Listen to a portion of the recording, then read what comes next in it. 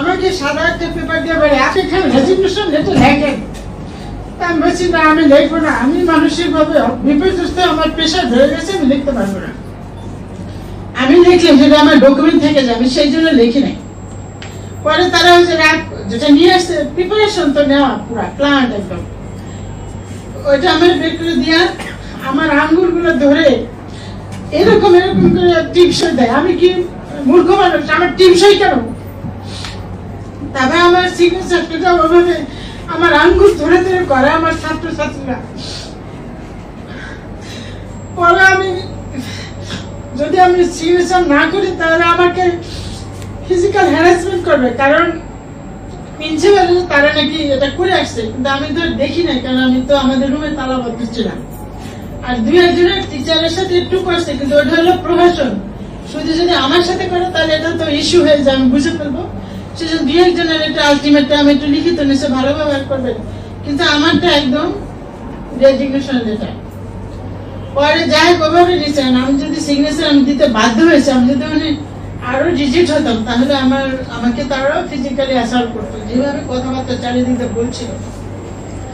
পরে আমি ভাবলাম যে আমার ওই অপমান না আসছে, আমার মানে এটাই বেটার, পরে আমি যুদ্ধ করবো। পরে আমি সিগনেচার ওরা হাত ধরেই করছে, আমি নিজে না, জোরপূর্বক। তারপরে আমাকে আরো 4টা পর্যন্ত আটকে রাখলো, এবং ওই চিঠি তারা হেডকোয়ার্টার আমাদের যে মাননীয় চেয়ারম্যান আছেন সেক্রেটারি আছে, তাদের কাছে চিঠি তারা দিয়ে আসছে। তারপর আমার 4টার পরে ছেড়ে দিছে, আমাকে ওয়াশরুম পর্যন্ত যেতে দেয়নি। পরে আমি 4টা ছেড়ে দেওয়ার পরে প্রিন্সিপালের তারা স্লোগান দিয়ে দিয়ে রাস্তায় নিয়ে সিএনজিতে উঠাই দিয়ে আসলো, মানে স্লোগান দিয়ে তার অপমান রাস্তার রিক্সাওয়ালা পর্যন্ত শুনছে সেগুলা দিয়ে আসতে। যখন গেছে আমি ভাবলাম যে এটা তো আমার সুযোগ, নাইলে আইসা আমাকে ধরবে, হয়তো আমাকে মারধর করবে। পরে আমি জানালা দিয়ে লাফ দিয়ে পরে আমি পিছনের রাস্তা দিয়ে আমি বাড়িতে চলে আসছি নিজেকে চেক করার জন্য। এখন আমি পরের দিন আমি এটার এগেইনস্টে লিখিত দিয়ে আসছি আমার অথরিটির কাছে।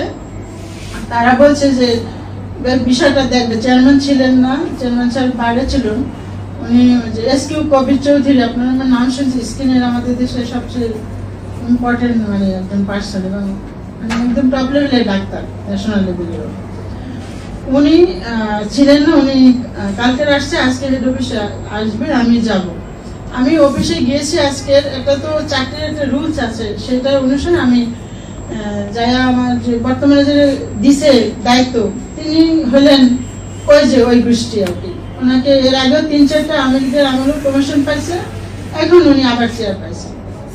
এখন এদের দুজনের ইন্ধন, এটা আমি স্পষ্ট, এবং এদেরই যারা সামনে লিডারশিপ দিচ্ছে এই আন্দোলনে, তারা এদেরই আত্মীয় স্বজন, স্টুডেন্ট কিন্তু এদের আত্মীয়। এবং পরে আমি স্যারকে তো বলে আজকে